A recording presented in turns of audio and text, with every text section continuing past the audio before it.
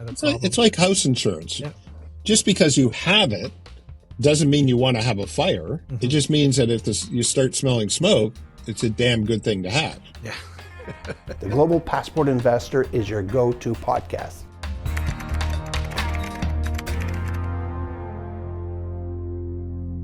Welcome back, listeners and viewers. In the last episode of the Global Passport Investor, I spoke with David Lesperance, and he explained how investment migration, taxation, and elections overlap. Let's listen on for the rest of that conversation. Let's dissect, though, just for our listeners to appreciate the, what this segment really is. These numbers that increase year in year out of expatriation. I mean, would you agree with me that at least historically this mostly had to do with Americans abroad who weren't foreseeing coming back to the shores of America and therefore wanted to unlatch themselves from Uncle Sam's grip? But we've also all read the articles, and I know you've been involved in some of these cases linked to actually homegrown Americans, largely maybe on the back of a pending wealth event, wanting to expatriate themselves out of the implications of that. So, but what does that mix? Is it still predominantly, in your experience, Americans abroad, or do you see a growing contingent of Americans in America wanting to pick up their bags? The Americans abroad, there's a wider group of them who are expatriating because it's too complicated, too much of a pain to be an American living in London, outside of the United States. Yeah. You've got to deal with all of these U.S. tax compliance issues. You're worrying about, am I properly complying because the penalties are large? So that group, they would have more people who are going to expatriate to kind of get rid of the complication. So those would be what have been called accidental Americans. They may have been people like Boris Johnson, who happened to have been born in the United States but left when they were an infant, or somebody who's got an American parent and never lived in the United States, and they're finding that life as a result of something called FATCA has become horribly complicated. I don't want to deal with this anymore. Yeah. So that's a large contingent of what we see in the figures. In the figures, but the figures, I mean, again, we don't, I don't want to go too deep. If you're really interested in this, you can go to my website. I've done a deep dive white paper on the expatriation list and the numbers. Okay. The group you're talking about are those who are in the United States who may have homes abroad or travel abroad, but effectively they've centered their lives in Silicon Valley or Manhattan or Miami or Connecticut or wherever, and they are sitting there saying, well, what federal, in the case of New York City and potentially in San Francisco City, California, or federal tax am I looking at? Washington brought in a wealth tax, so Jeff Bezos decided good time to be closer to mom and dad in Florida than in Washington State. Yeah. California is again introducing a potential wealth tax. So the biggest barrier for that group of clients has been what I call life inertia. Well, so I want to dissect that. Hold that thought. I'm going to ask you more about examples of life inertia. But what you're saying is that life has been too cushy, and at best they move from one state to the next. We all heard about the Californians moving to Florida or Texas, and the New Yorkers doing the same. Minus the state taxes that Florida and Texas doesn't have. But it has, I think, COVID brought a new dimension to those clients thinking, well, let's look beyond the shores of America. Where else could I be establishing that second, third, or fourth home? And that's very much the space in which you come in and say, well, let's talk about these other jurisdictions. And is that starting to pick up in your that you're seeing in your practice? Oh, absolutely. So this life inertia. So we all know the famous New Yorker magazine cover of the island of Manhattan, and then New Jersey's bridge and tunnels. Okay, I have to go there, and the rest of the world is kind of this small little thing. Well, when the pandemic hit and New York people all of a sudden bugged out of New York, out of Manhattan, and they arrived in Connecticut. And they said, well, honey, there's this thing called DoorDash, our favorite restaurant in New York, can deliver. And now I know what you're talking about with this Prime, Amazon Prime. I can get all this stuff delivered. And while that was happening, while they were camped out in the Hamptons or Connecticut, they're sitting there saying, well, there's a New York City mayoral race coming on, and they're talking about cranking up the city tax because New York has city, state, and federal tax. And so, well, maybe we'll look at, because a body in motion, because they have now moved, and a body in motion tends to stay in motion. So they've overcome the life inertia. So now they're looking at, well, maybe we'll move to Florida. Okay, maybe we'll move to Palm Beach or Miami. Then they start saying, well, maybe we'll follow John Paulson to Puerto Rico. Or maybe we'll actually look at not only moving to Florida or Puerto Rico, but also looking at completely leaving not only city and state tax, but the federal tax. So they look at an expatriation. So once people were forced to overcome that life inertia by that, they discovered Zoom. They discovered FedEx. They discovered DoorDash. Yes. They discovered that they can live outside of the island of Manhattan. And the same thing with Silicon Valley. And so that you got into kind of opening to the possibilities. Yeah, a new lifestyle opening. You really opened people's minds to the possibility. Exactly. No, we certainly saw that, and that led to the surge. Before we get on to our next question, David, I do want to remind our guests, if you're watching this on YouTube, to please leave your questions in the comments section. And for those of you listening to the podcast, we invite you to email us at questions@globalpassportinvestor.com. So, David, let's bring the conversation closer to my home now here in the UK. Here, too, we have an expected election this fall, 2024. What's the landscape here in the UK as far as your discussions, the discussions you're having with UK nationals? What are they concerned about? And what could happen to high net worths here, depending on who you read and the pundits' concerns over the Labour government? How do you see that play out, and what are you recommending in the end for Brits to protect themselves against? Well, in the United States, you have an event certain in a November election, but you have an uncertain outcome. Correct. In the UK, you have a pretty certain outcome. I mean, the Telegraph and the Times last weekend, I think it was 326 seats for Labour to 120 for the Tories, Lib Debs and SNP, 20, 30 each. Correct. So it's pretty certain that we're going to have a Labour majority government. Mm-hmm. We just don't know when the writ is going to drop. The prime minister has to drop it by December 16th in order to do it. Yep. Will he drop it after the Conservative convention, et cetera? But it'll happen in 2024. Now the question is, what will Labour do? Well, the remittance basis, and we'll assume that those who are interested in this know what the remittance basis or non-dom system is in the UK. But so right now, a non-dom only gets taxed for income and capital gains purposes on their UK source. Yep. Or their current foreign income that they remit into their hands into the UK. Correct. Again, high net worth have enough money to cover kind of, their expenses in the UK, so they tend not to remit anything. Yeah. So that's really UK source and UK situs for IHT, inheritance tax purposes. Yeah, correct. So these are provisions that have been around for, tax advisor once told me for 260 years. Oh, there you go. So you know better. I couldn't believe it. And they went on to say it's what made London what it is today. It's just brought a massive amount of international wealth to the city and to the country. And anyone who's in this field, I'm sure you would agree, anyone in this field will say if governments touch this, they risk a flight of both financial and human capital out of the city. What are your thoughts on that? Yeah, exactly. I mean, it was brought in, if those who are watching the Apple TV Napoleon, guess where they all fled to. For Scarlet Pumpernickel fans, this was to deal with that movement and subsequent movements. So the remittance basis, Sir Keir, the Labour leader, has said he's going to get rid of it.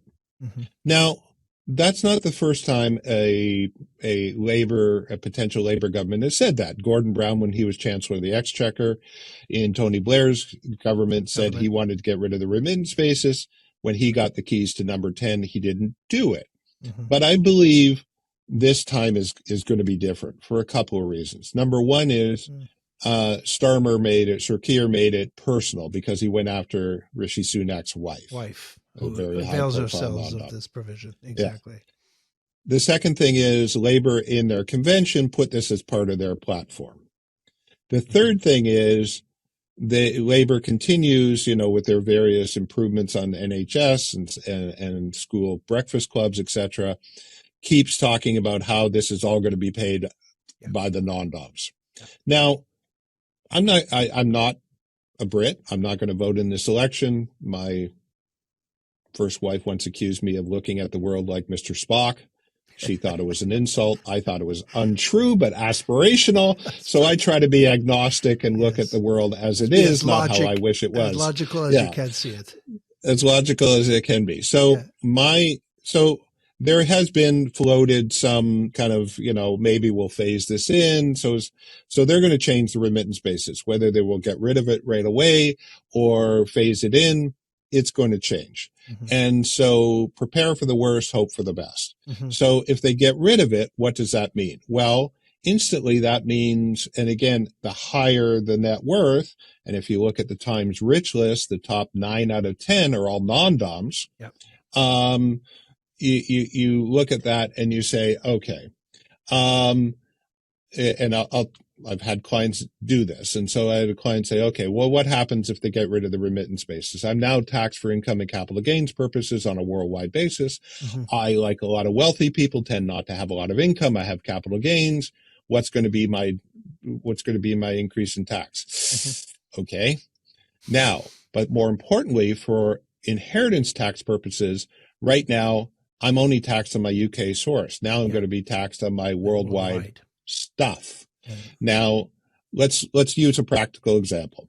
Let's say that this person's worth 220 million sterling of worldwide assets, mm-hmm. and 20 million of that is UK source. And so they say, well, I'm not going to do above whatever the minimum nil rate is. But let's say that I'm not going to invest in farmland or do any of those other things. I'm just going to take out an insurance policy. So it's 40%. So I got an insurance policy for 8 million to pay the tax. That's fine. Yeah. Well, remittance basis goes, they're domiciled in the UK. They're now IHT is 220 million. So now I got to take out insurance for 88 million. Yeah.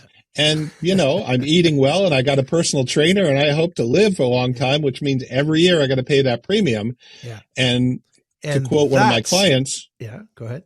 Yeah. London's nice. Yeah. It ain't that nice. I was about to say, that's when I get the phone call. Tell me more about Italy's, forfait lump sum tax regime, or Greece, no less, who's come out with its version of this. And of course, we all know Switzerland has had this at the canton level for a number of years. And Portugal is changing their NHR, yep. But that's still the new regime that they're bringing in is still quite useful. Yes, indeed. And if they really like the gray and wet weather, they could look at where I lived for 9 years in Jersey and the Channel Islands. I'm sure they could work out an arrangement with Guernsey or Jersey. So yeah, the reality is, as you and I well know, is people, and particularly the wealthy, have options. And so if London, if UK does away with this, particularly in the example you just gave, there's very smart reasons, logical Spock-like reasons why you would pick up the phone and talk to David and Eric to see what options exist for them and their family. Listen, that's we could dive deeper into each one of these examples. You and I have had many of them over the years, but I guess the takeaway from this last part of the segment was it's not just an emergent market thing to look at getting a better residency or citizenship. I made my career bringing a lot of wealthy Asians to Toronto and Vancouver through the Immigrant Investor Program, as an example, as well as Russians to London back in the Tier 1 investor visa. So all these emerging market demands were real and tangible, but now we're truly in this global business where Canadians, I just was in Antigua welcoming my fourth Canadian family to Antigua. So, Canadians have beef over what Trudeau's doing in the same way you have Americans concerned about Trump or Biden. And yes, there's a segment here worried about what a Labor government could bring. And those are all Western problems that are bringing Western high net worths to want to talk to guys like you and I. David, I want to bring us to this part of the show now called Anecdota Time. This is where we ask you as a guest on our show to share, whether it's an anecdote or a funny tale, anything that you would recall from your career or just personally that you've hopefully never told anyone that you could share with this audience, maybe linked to the industry or maybe not, but just a general observation or an experience you had that touches well into this world that we're talking about. So feel free, David, to get candid and share with us what comes to mind. Do you have something that comes to mind? I had two stories where this came in. Pandemic. Sardinia has a season where high net worth clients go to Sardinia for the season. Plane arrives. This is after, of course, Italy is in the middle of the pandemic. Europe has closed off everything to Americans, as you just said. Plane arrives, private jet in Sardinia. Couple of Germans, couple of Americans. Germans, oh, you're part of the EU club, come on in. The Americans, no. Oh, but we've got like a multi-million-dollar home here. We don't care. You haven't got the right travel document. You get back on your private jet and you fly back to New York. And so that was one case. I had another case early in my career where it was an American businessman was going through a divorce. He got a court, or his wife got a court to, as courts have the ability to do, to have him turn over his American passport. Her very clever divorce lawyer thought, well, I know he's got a big business deal in London that he's got to go to.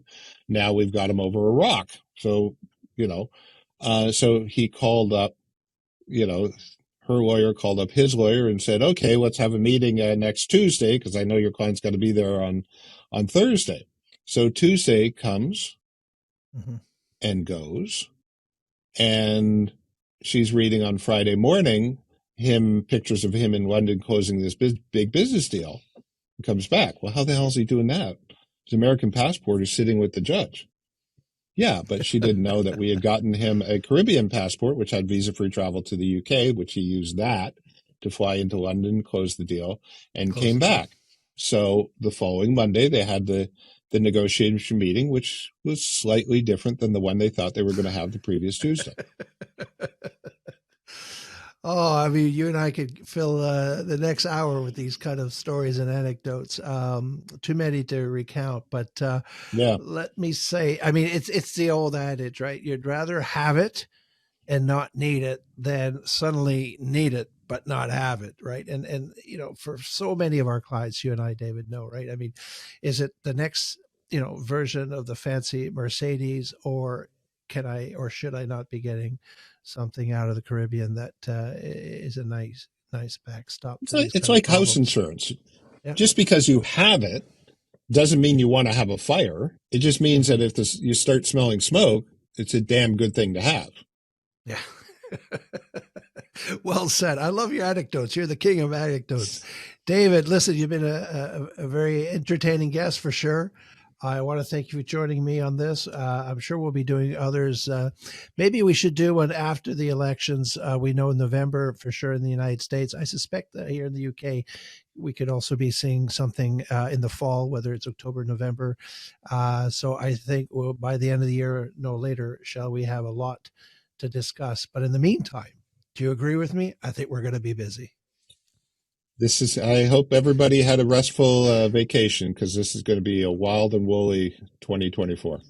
Yeah, I agree with you 100%. So listeners and viewers, thank you for joining us, and stay tuned for the next episode of the Global Passport Investor. We'll see you shortly. All right, David. Thanks. Cheers. Thanks, Eric. Okay. Bye. That's great. We hope that you're enjoying